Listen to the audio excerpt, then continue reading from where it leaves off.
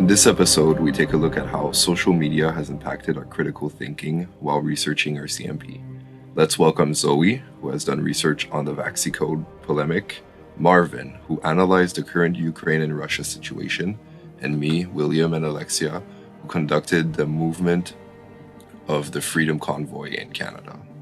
So, for starters, our project was on the topic of the Freedom Convoy in Canada, which consisted of a group of truckers originally coming from the Western provinces with a common goal of repealing a potential law that would make it impossible for the unvaccinated to travel internationally, because it was deemed too harsh and unjust, considering the current economic state of the country because of the pandemic.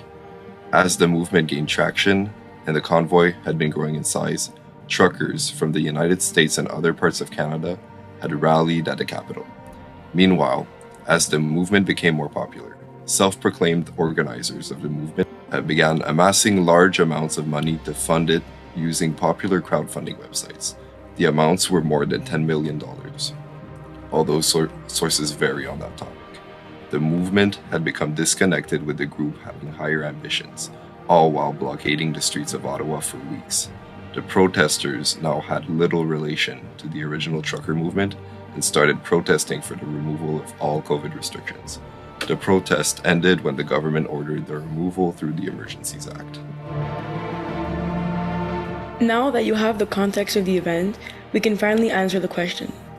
Initially, we observed the contrast in opinion between the national news outlets and social media opinions found on platforms such as Facebook and Twitter. You can imagine that in a polarized climate, the extreme depictions were more common and nuances we rare. Therefore, it was our job to truly cipher the information by understanding where the opinions came from and the motives of each group.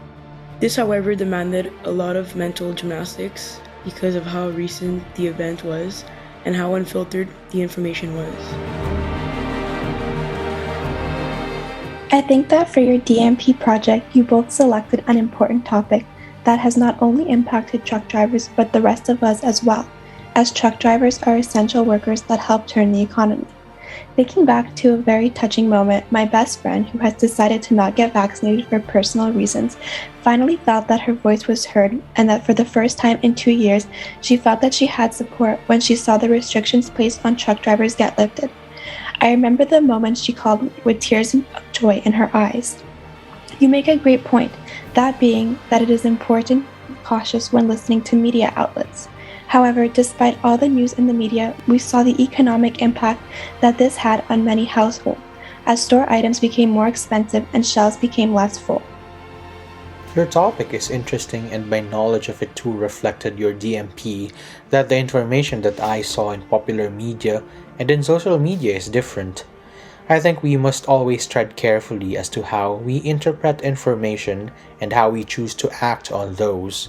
I surmise that a great number of people who joined that rally were somehow influenced by what they were seeing in social media and joined that rally without having the full information. I think this shows how powerful social media can be in moving and mobilizing people, and this shows how important social media responsibility and education is. If we were to use social media without a sense of responsibility and accountability, then it could lead to many bad things. Another controversial topic is the recent VaxiCode mandate by the Quebec government. Can you shed some light into the role of social media in that subject, Zoe? Yes, for my CMP project, I chose VaxiCode. As we all know, VaxiCode is a digital passport that holds our proof of vaccination. I feel as though there was a strong push online for VaxiCodes, as they were deemed as a necessary tool in enabling society to regain a sense of normalcy. As a vaccinated person, I still have a difficult time agreeing with the implication of VaxiCode, as I feel that it has marginalized those who are against the COVID-19 vaccination for personal reasons, as well as medical and religious restrictions. It created a divide within our society, as well as in my personal life, as I witnessed my friends' freedoms to go out become more and more limited.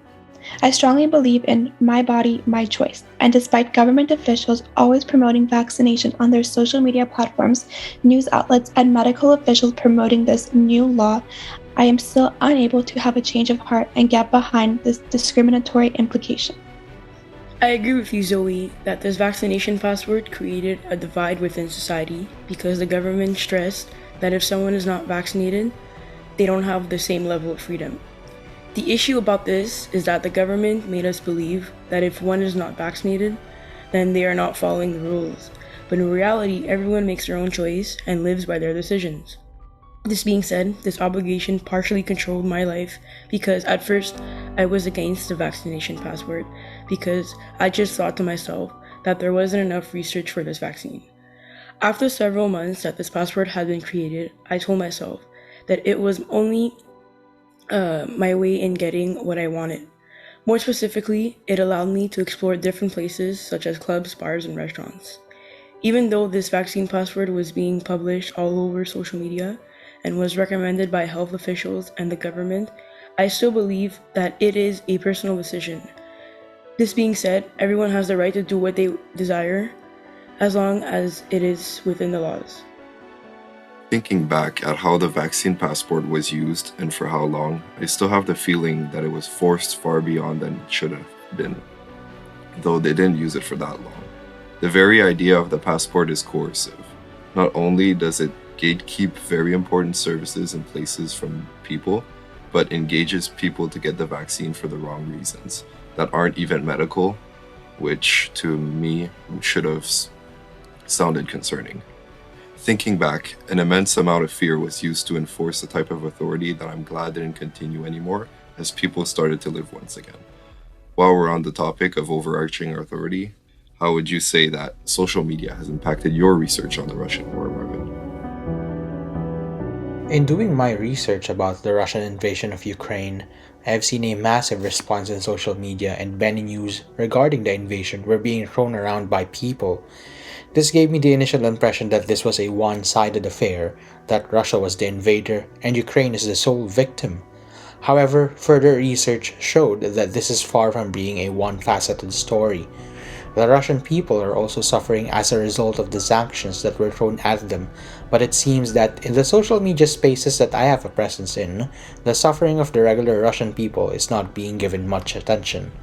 I have now come to realize that social media can give me an incorrect impression of an issue if I do not practice critical media literacy. With this in mind, I advocate the use and teaching of social media literacy in our classrooms, and as teachers, we should be responsible agents of change to our students. In today's society, individuals often rely on the media in order to inform them about daily news. This being said, the media oftentimes focuses more on one side of a global issue than the other. For instance, the vaccine passport was published on several platforms. This was a way for the government to encourage individuals in trying to receive both doses. However, the media never focused on the other side of the situation where individuals chose to not get vaccinated. All that was mentioned was that these individuals don't have the same freedom as everyone else in society. I believe that social platforms could have focused more on the why certain people chose to not get vaccinated. Also, it should help individuals understand that society shouldn't be divided over a vaccine passport. Instead, everyone should be accepted for what decisions they choose for themselves and live with the outcomes. My family has been impacted by the war as my father works in international business and has lost contact with his coworkers in Ukraine. As challenging as the situation in Ukraine is at the moment, we often forget to recall how difficult this situation has been for not only Ukrainians, but additionally Russians, nearby countries, as well as those who inhabit lands much further away.